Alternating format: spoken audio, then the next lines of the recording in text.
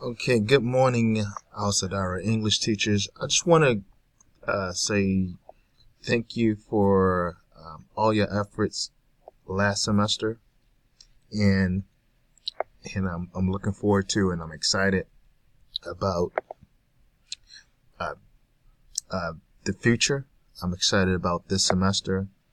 I'm looking forward to working with everyone this semester and improving teaching and learning at Asadarh School for the entire school.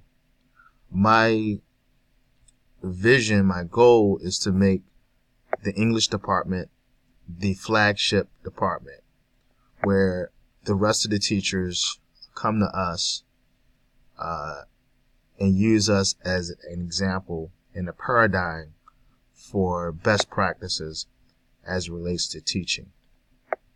So in that effort, we are going to do many acts to help support us in being better educators. We talked about this form last semester when we met, and I want to make sure that we are very clear on how to use this lesson plan form. For the men, I will come around, or I may have already came around and gave you a teacher responsibility sheet in which you sign. For the ladies, Ms. Khaldun probably has already given you that responsibility sheet. Please make sure, if you haven't signed that sheet, please sign that sheet. It's critical. You should have a copy for yourself, and we should take the signed copy. Okay? If you don't have a copy for yourself, please contact me. My WhatsApp number is 966-5400-39777, or you can email me at RAYNORROBERTS. That's Raynor Roberts at calltoenglish, CALLTO English.com. So make sure you get that teacher responsibility sheet. On the teacher responsibility sheet, one of the things that you have to do is a daily lesson plan. Okay? So we ask you to do a semester plan, a weekly plan, and a daily lesson plan. This is critical so you can keep track of the work and be informed keep track of student achievement and what you should teach. Moreover, when you walk into the classroom, you want to be prepared. You want to have a game plan, and you want to address the needs of the students. So we have to always think about what the needs of the students are. So lesson plans help us inform that, help us think about that. It helps us think about our teaching. When we think about our teaching, we become better teachers. Okay? So I just want to take about a minute or two, probably shorter rather than my introduction, to explain this lesson plan form. Okay. First up, we have the teacher. You're going to write your name here, and you're going to write the date of the lesson, the date that you're doing the lesson. Not the date that you wrote the plan, but the date the lesson was supposed to be is going to be executed. Then you're going to have your objectives. You can write one objective each box. That's 4 objectives. If you have more than 4 objectives, you can write several objectives in one box. And you can type it or you can write it by hand. Either way. Okay? So, obviously if you type it, you're going to use a smaller font. If you write it, you're going to write it smaller. Makes sense, right? Then you're going to have a theme. We talked about this in the training. Every lesson should have a theme. The theme sets context. So the students, the inputs or the ideas or the information that you give to the students should be related to a theme. Okay? This is going to avoid us from teaching on things like grammar, having a grammar class. I don't want to have any grammar classes. You can teach grammar points, but we're not going to spend 40 minutes teaching grammar specifically. You could teach it within reading activities, which is a perfect segue for reading selection. Now, reading selection, we're going to talk about this in detail because this is a work in process. But reading selection will be a reading selection that you are targeted to read, that you're going to read to your students, or your students going to read to you, or read collectively. And based on this reading selection, you can highlight grammar points. You can get the students to think, use their higher ordered thinking, forming questions, finding, searching for ideas like the protagonist, the antagonist, the plot, the setting, the climax. All these things, all these skills are very important to student development. And more importantly, they give you context, and they give you opportunities to engage the learner in English. Okay. The warmer, this is the beginning activity. This is the activity that should be very, very easy. The warmer should be very easy. What I like to say here is it should be written towards the students, or the student in the class who struggles. Okay. If that student can do it, the rest of the students should do it. So the warmer should be easy. It doesn't even have to be connected to the topic in which you're teaching. It doesn't have to be. It's just something to get the student out of survival mode, to get them thinking about what they're doing, to prepare them for the lesson, or prepare them for learning. Okay. The modeling in context. The modeling in context, whatever the lesson is, whatever your topic is, whatever your objectives are, you're going to model those objectives. Okay. Or the key point, the key thing you want to model. And you're also going to provide context. The context is the situation. Okay. And it should be related to the theme. Okay. The theme and the context should be related in some way. All right. The context is situations that the learner understands. That's understandable for the learner. Okay. So you're going to make sure you're going to give examples, show pictures, things, show a video, things that the learner, or give inputs or resources that the learner will understand. Okay. That's context. Control practice. Control practice is the activity you're going to do with the student together.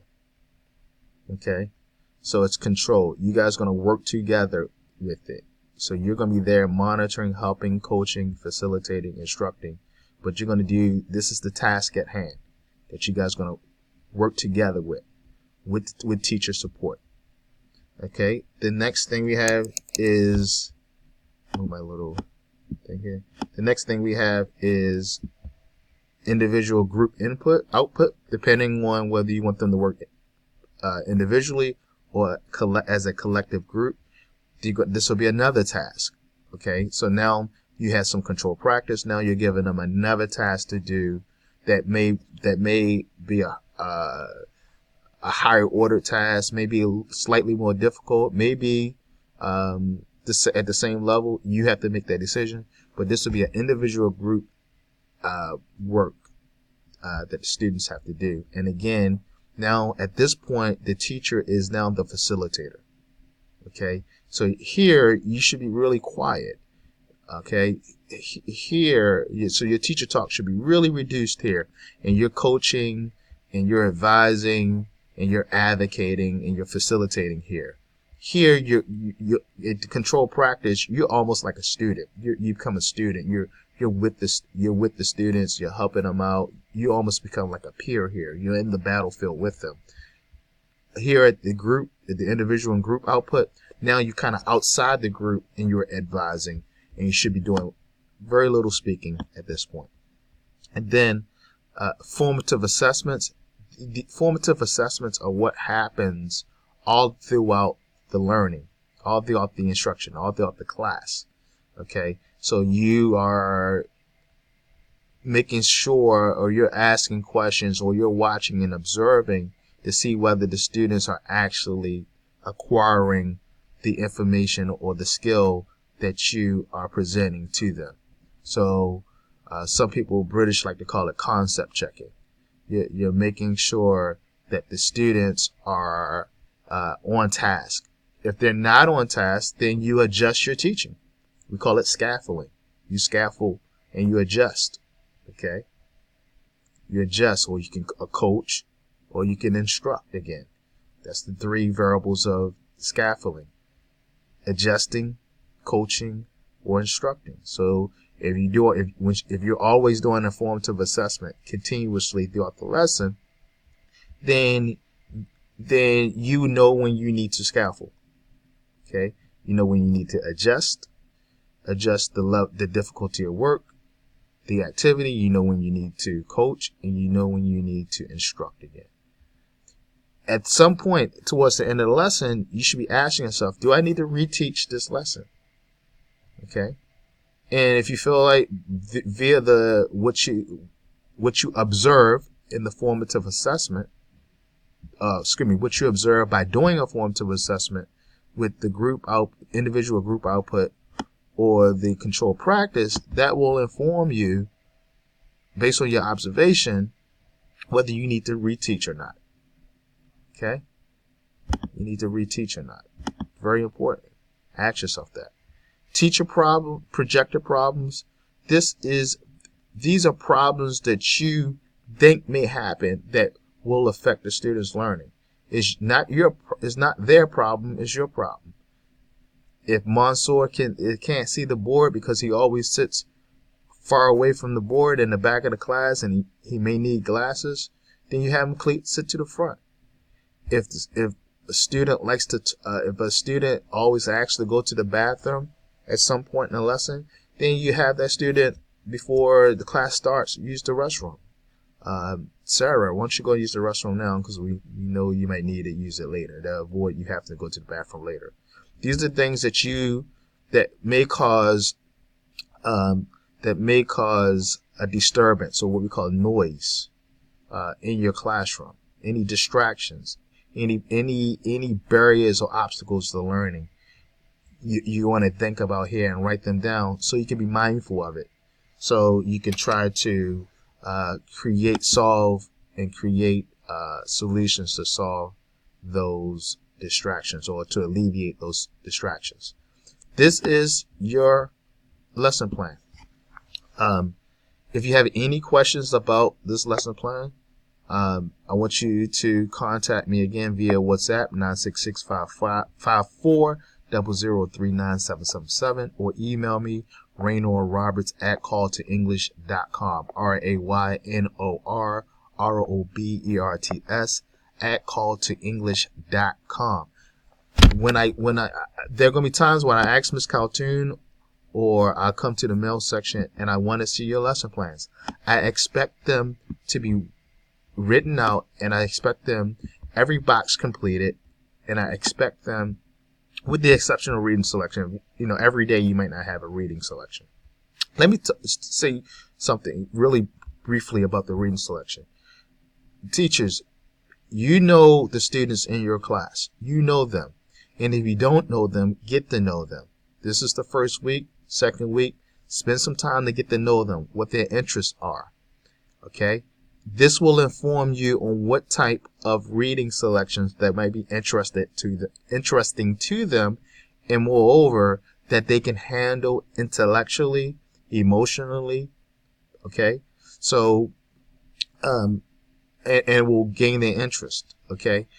Don't ask Ms. Caltoon, Mr. Sabaha, for a reading selection. Right? This is your responsibility. I'm very serious about this. I want you to go out there and find it. Use your laptop. There are a million websites out there.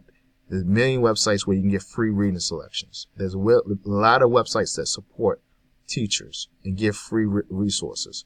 And if you have a main issue, you can join my group on WhatsApp called the PEA, APEA. Again, if you WhatsApp me, thank you. If you WhatsApp me, I can include you into the APEA group. APEA is a great resource for teachers. It's teachers collectively helping each other out. So teachers ask questions, and in a short amount of time, usually, someone will respond with an answer, or several people will respond with some suggestions for you. So a part of teaching is going out seeking help, okay, with your peers, whether they're your peers in the school or in the global community, the local or global community. We have an advantage because we have the internet and we have technology. So understand that you may have to do some work at home. You may have to do some work outside the schoolhouse. Okay, the more and more you become, the more and more you teach, the less you have to work at home, because you have a whole cadre of resources that you have created yourself, or you have collected from other people. If you're a new teacher, then you're going to do a lot of gaining resources, a lot of work at home, trying to prepare your classes. It only gets better the longer you teach, because your knowledge will increase. Okay, but you have to dedicate some time thinking about this stuff outside of the classroom. Thank you for your time. Again, I appreciate all you guys' efforts. If you have any questions, any problems, any concerns with anything that's on that teacher responsibility sheet, or this lesson plan, or the semester plan, anything, please do not hesitate to reach out to me.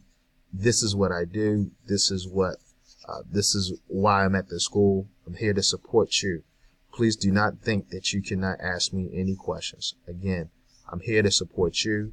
This is not about getting anyone in trouble. This is not about anything other than student achievement, teaching and learning.